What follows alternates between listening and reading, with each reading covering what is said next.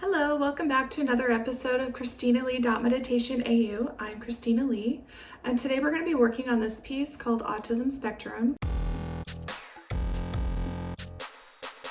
I wanted to take this opportunity to say thank you to Michaels for sponsoring this video, and I wanted to highlight one of the products that they have. This is the wood art panels by Loft. They're really great. They're super durable, and the reason why I like to use these so much is because the surface of the canvas is pretty smooth, so once you put a couple of coats of gesso on them, it's really great to work on and make sure your dots stay nice and round. And I'm also using this beautiful set of golden Soflat paints. They might be some of my new favorite paints. Usually I'm kind of a metallic sort of girl, but as you can see, these paints are really vibrant and just absolutely amazing. So I'm super excited to show you making this piece and using these paints. If you're curious about the colors I'm using, this is the Zing set. And I also use the Cerulean blue and the titanium white. I went through quite a bit of white on this, but I'll talk more about that in the video. Something to note about these Soflat paints is they're super matte, and you don't want to use a high gloss varnish with these or you're going to take away some of that matte look to it. So I went to Michaels and I picked up some of this matte varnish that you can use on here, and it will keep that matte look with the paints. It's really great. Let's get started. I wanted to start off before I even start painting is to mix all of my paints first. If you look at the painting, there is a gradient in the center of that painting, and I'm using all the different colors to create this gradient. And this is what I was meaning about I used a lot of white for this, because I'm adding white to each level of the gradient with all 7 colors, so you are going to go through quite a bit of white. I would say probably 1 tube of white is good enough, like the 2-ounce size. I ended up going through 2 because I had created 2 of these pieces just to get it right, but for these purposes, I think 1 should be plenty. But what I'm doing is trying to put them side by side and see if I can get a gradual step down that's even for each of them, each of the colors. It's a little trickier than it seems because, like, especially the yellow, it's already a very light color, so your steps are going to be much smaller versus the red or the blue. And here I'm just comparing my first one, and this is what they all look like, but basically all the 1 colors, you want them to be sort of around the same value. And once you have those all mixed up, I would really take my time and might have patience in mixing this. It can be kind of a meditative process. I think I spent probably a total of 1.5 hours or 2 hours mixing these. And also the containers that I used, I got those at Michaels. So if you look in the painting section, they have like all sorts of containers and stuff that you can use. And right now, I just found the center of my mandala, and this is a 28 section, basically a stencil that I created. If you go to my Facebook page, I will link that. Actually, I'll link the link below to my Facebook page where you can find this stencil. You can print it off and use it yourself if you want to recreate this. But I'm just finding the center of that and created a little hole. And it doesn't have to be perfect. I'm a very sloppy person at heart, so it doesn't have to be perfect. You just want to be able to get the lines drawn out on this evenly. What I would say, if you want to be perfect at something, it's getting everything lined up correctly, getting those lines drawn on pretty evenly. Everything else is just kind of staying within the guidelines and the grid and sort of, making sure you're adjusting all your dots to the grid. Otherwise, if you look at all of my work, nothing is perfect, and that's part of the wonderfulness of mandalas is none of them are perfect if they're hand painted, which is really great. So here I'm just going through and just drawing a little white line or a dot essentially where my lines are coming out, and this way I can line up my ruler with these lines and draw a really straight grid.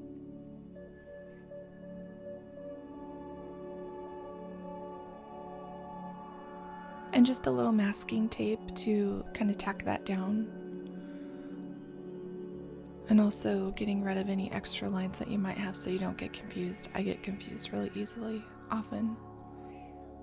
This I'm using a corkback ruler. I'm finding that I like these a lot because they kind of grip to the canvas a little bit without sliding around. And I'm kind of a clumsy person, and it's really easy for me to knock things around and knock things over and move stuff around. And so here I'm just being super careful, taking my time, making sure everything's lined up really nice, and going through that center dot and lining the two outside dots up pretty precisely.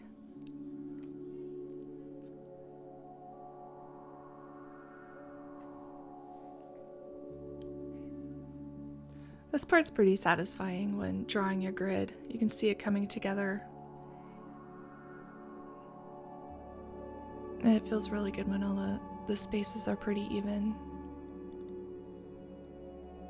Okay, I didn't show the next part, but I just went ahead and drew a few grid lines with my compass.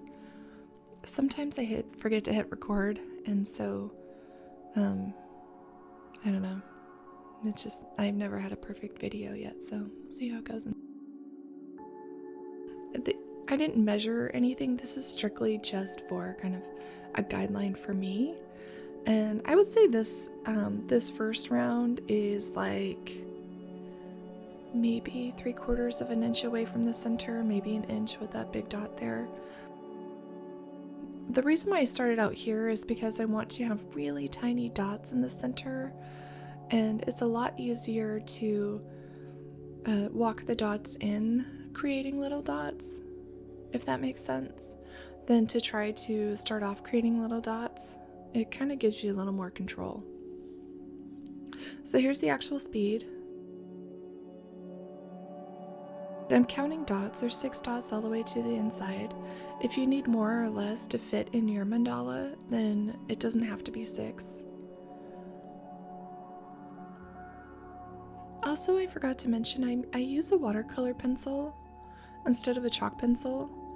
And when you place your watercolor pencil down in the lines that you create, you can actually come back over it with like a damp microfiber cloth and wipe away some of that residue that's on there. Not all of it, you still want to see your lines, but that is so the watercolor pencil doesn't distort your dots. Sometimes I've had that issue. So that's why you see me kind of going back and wiping the lines up a little bit. And that looks better. So now I'm just creating row after row of dots going around, really focusing on keeping that symmetry, everything lined up pretty straight, trying to stay directly on top of those lines that are radiating out from the center. And gradually I am increasing the size of my tool. I don't get very big with these tools, but I do want to sort of increase in size, and then we're going to kind of decrease in size going back in. And this is just to give the illusion of like a cramped space.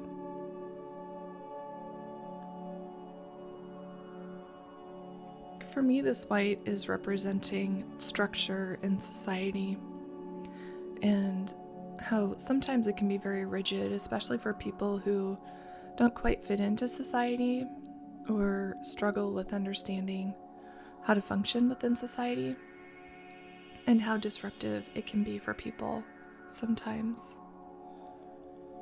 So if you're creating this piece and you're like, gosh, I really don't want to put the white there, you totally don't have to. You can just start with your colors and go for it. There's no rules.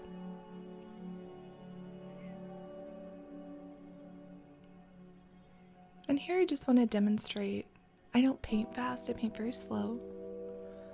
And there's no rush to any of this, except I don't want this video to be like 8 hours long, so just take your time and breathe when you're painting. Sometimes we forget to breathe, and just, relax and let this kind of take shape.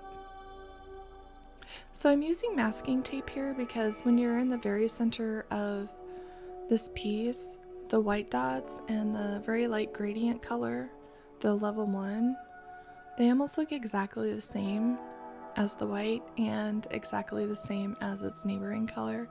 So I use the masking tape to mark where my next color begins, and as I rotate out, I move the tape one space over. It was brilliant because even while I was doing this, I was getting a little confused.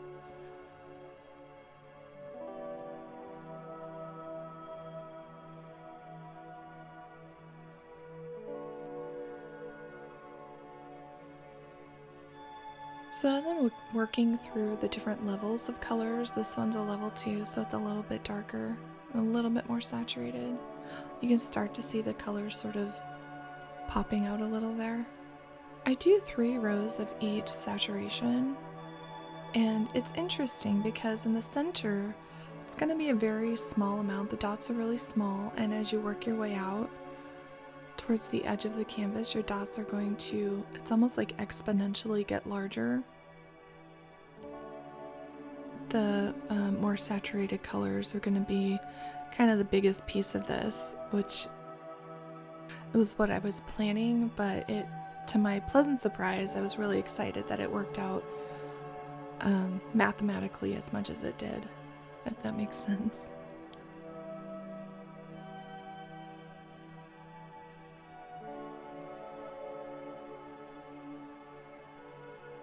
And to create a spiral, all you have to do each row is to make sure that the dots are lined up very symmetrically, and then you can shift your colors over one space, and that's going to create this illusion of a rotation, and it's really cool. There's so many different ways you can create a mandala like this. This would be really pretty, a pretty design on a stone. It would almost be like a sea urchin on a stone. It would wrap around the edge. But it takes on a different form or a different feel when it's flat on a canvas like this.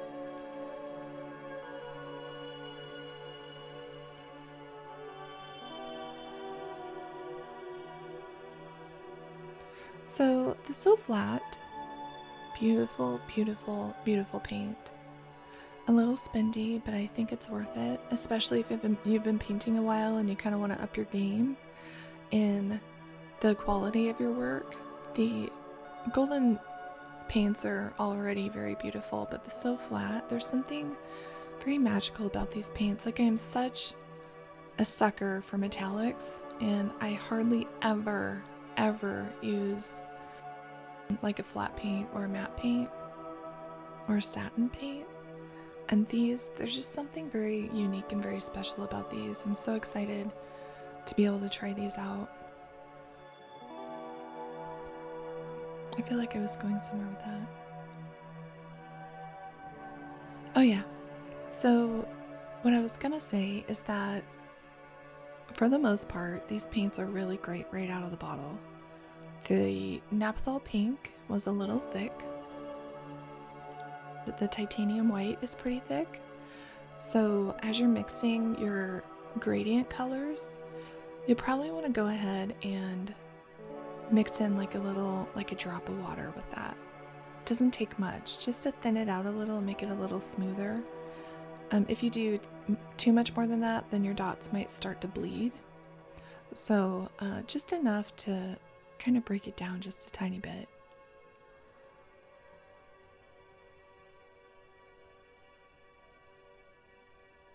So as you're working your way out, getting the dots larger and larger, you really want to focus on where those dots are landing on your grid. Here I'm focused on where I drew out those lines with my compass. It doesn't necessarily matter where those lines are, just that you're laying the dots down in the same place on that line or near that line. Like, you can kind of see it. I'm laying that dot like right in the middle of that compass line. And that's going to keep your symmetry, is to make sure to follow the grid and not follow your dots. Because one dot might be off and then you try to place your dots next to the same place as the other dots, and it's gonna start making your mandala look a little crooked. So that's kind of my trick.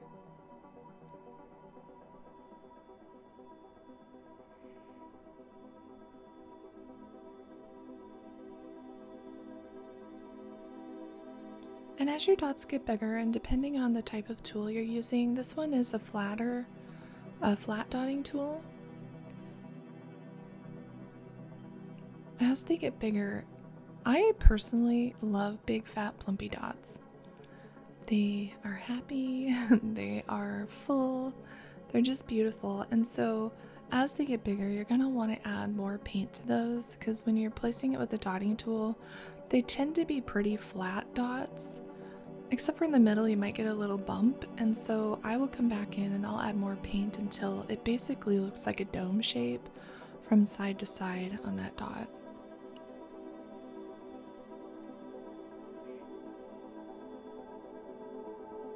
Now you can really see the progression of the colors, and also how I am stepping one space over with every row, and how that's coming out.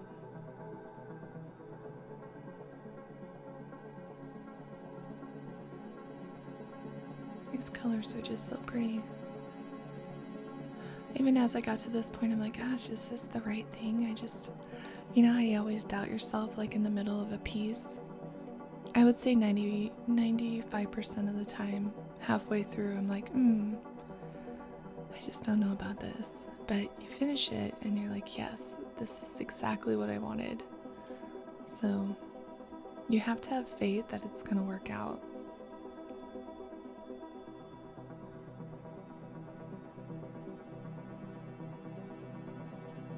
Okay, so this is the fully saturated colors here. We've made it to the outside edge, and now this is the next layer in the full saturation. There's going to be a total of 3 layers, because we did 3 layers of every level of gradient. And I'm still staying within my grid lines, but before, I was going through in between those white dots, but now I'm kind of free of those white dots, so I have to be very cognizant of how large I'm getting my dots and where I'm spacing them. I don't show this very much. I can't remember if I edited those out, but there are a couple dots that I've had to wipe up and replace because it was either way too off-centered or too close to something or too far out. So it's okay if you need to wipe it up and try again.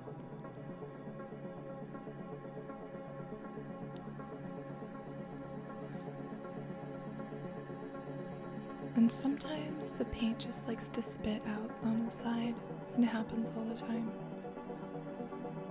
Why that happens is how it's loaded up on the tool. The paint is loaded on the tool.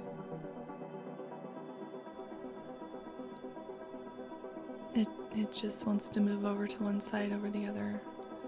Typically it means there's not enough paint on your tool, but especially on the bigger tools, it's really hard to do without dripping, so.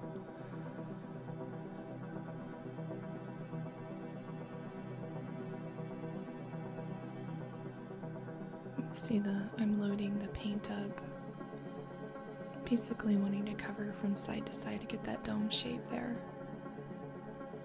So what I absolutely loved, was very nervous for, is the last row. It was a massive size dot. I've never done dots that big before. I think it was like a 20mm dot, this one right here, what I'm talking about. Those dots took 2 full days to dry. It was crazy. I'd never had a painting take that long to dry before, but they were so fat and so large, it just took extra time. And then I wanted to demonstrate, take your time when loading the dots up. It's not a race. I know it looks like a race on this video because it's sped up quite a bit, but You know, you can pause this, come back, rewind it, rewatch it. Just take your time with it. I think this one took me 4 days to paint, probably about 8 hours total. So, you know, it's fine if it takes you longer.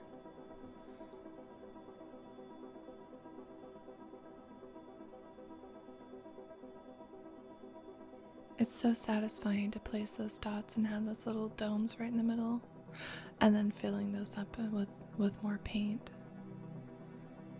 You can see the texture of the dots are way different when you load them up.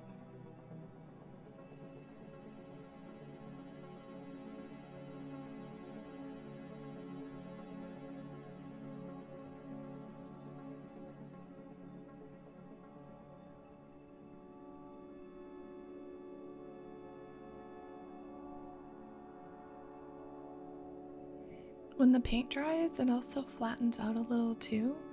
So when you do that really bubbly dome shape, those are going to become more flat as it dries. I don't talk about this part much, but I did come back in and I add a little bit of a very fine holographic glitter paint to the white dots. You don't have to do this. You can, either way. But the reason why I wanted to do this is because I used a very flat white paint. And I wanted to add a little contrast to that. And the only thing I knew how to do that was to add a little reflective light, because matte does not reflect light. And what reflects light better than glitter, right? I love glitter. I love glitter and I hate it. It has its place. And this was a good place for it.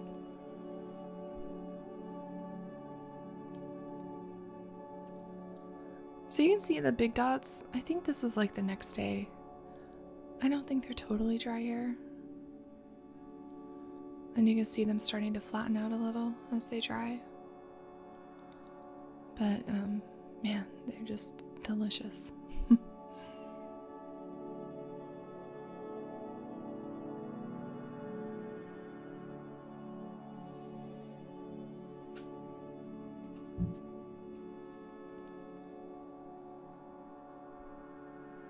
I also wanted to note that I did this on a Facebook Live, and people there are really helpful and helping me kind of, like, I know sort of what I want to do, but I get other opinions and design ideas, and like, I do the lives. People think I do it for them, but I really do it because I get a lot of great input too, and that's how the creativity process happens, like through a lot of people together kind of coming up with new things. If you're on Facebook, go ahead and join us in our Facebook group, and also follow me on Facebook. I have a business page. I do my lives. Yeah, check me out my other social media. Also, one more time, I wanted to thank Michaels for this incredible experience. I'm still sort of beside myself that they know who I am. It's been sort of an unreal experience. So, anyways, I'm gonna leave you with this. If you have any questions or comments, leave them below. I hope you enjoy the rest. Thank you.